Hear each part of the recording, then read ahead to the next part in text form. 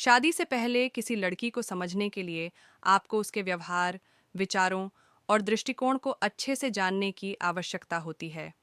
यह ध्यान रखना महत्वपूर्ण है कि यह एक संवेदनशील विषय है और इस प्रक्रिया में दोनों पक्षों के सम्मान और समझ का ध्यान रखना चाहिए। निम्नलिखित कुछ बातें हैं जिन्हें आप ध्यान में रख सकते हैं। एक, संचार और बातचीत। उसकी सोच और दृष्टिकोण को समझने के लिए खुले और ईमानदार संवाद करना आवश्यक है। बातचीत के दौरान यह जानें कि वह जीवन, रिश्तों और परिवार के बारे में क्या सोचती है। दो, मूल्य और आदर्श। यह देखना महत्वपूर्ण है कि उसके जीवन के मूल्यों और आदर्शों से आपकी सोच मेल खाती है या नहीं। क्या वह सम्मान, प्यार और वफादारी को महत्व देती है? तीसरा, परिवार और मित्रों से परिचय। लड़की के परिवार और दोस्तों से मिलकर उसकी सामाजिक स्थिति और पारिवारिक माहौल के बारे में जानने का प्रयास करें। यह उसके व्यवहार और व्यक्तित्व को समझने में मदद कर सकता है।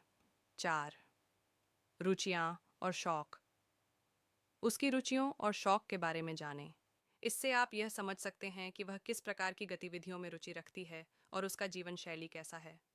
पाँच, सहनशीलता और समझदारी।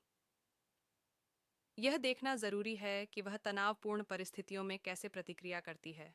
क्या वह समस्याओं का हल शांतिपूर्वक ढूंढने की कोशिश करती है या जल्दी से गुस्सा हो जाती है। छठी, भावनात्मक परिपक्वता। यह देखना आवश्यक है कि वह अपनी भावनाओं को कैसे व्यक्त करती है। क्या वह अपने इमोशंस को समझने और व्यक्त करने में सक्षम है। सातवां, समझौता और सहमति। शादी के बाद के जीवन में समझौता करना जरूरी होता है।